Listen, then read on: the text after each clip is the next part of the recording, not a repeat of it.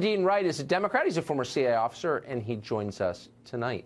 So I wonder, Bryan, why it's so hard to come to a consensus, a real consensus, that something needs to be done, and no more fake solutions. The wall, the length of the Mexican border, I don't know. But I know that nothing we've tried has been serious. It's a joke. It's a joke that both parties are in on. Why can't we just decide we're going to take this seriously?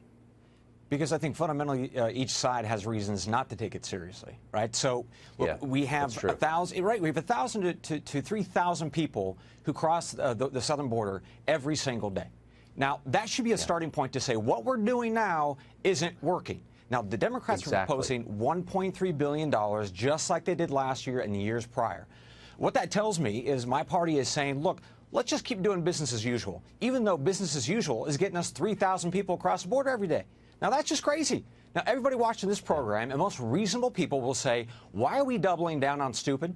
Why are we doubling down on broken? That doesn't make any sense. Yeah. So do you find it interesting that there really is a bipartisan consensus in Washington that we're not allowed morally to do anything about people streaming across our border? Like that somehow it's wrong, it's against what Jesus would do to protect our own country. Where does that impulse come from? Well, I think it's something that I have in my heart, which is that I can love Jesus and love the law and love the border. And I don't think that those two things are a disconnect. They sure shouldn't be.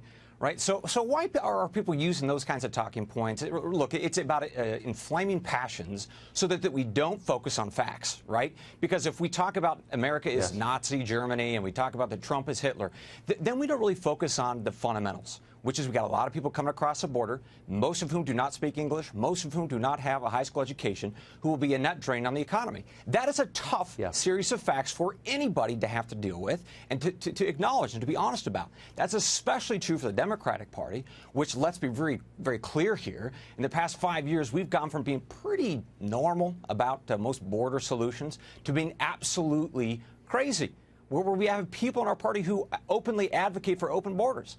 So at the end of the day, it is hard for me to look in the mirror and embrace my Democratic Party, knowing full well that most of, or at least the progressive base, we don't want solutions. We just want continued chaos.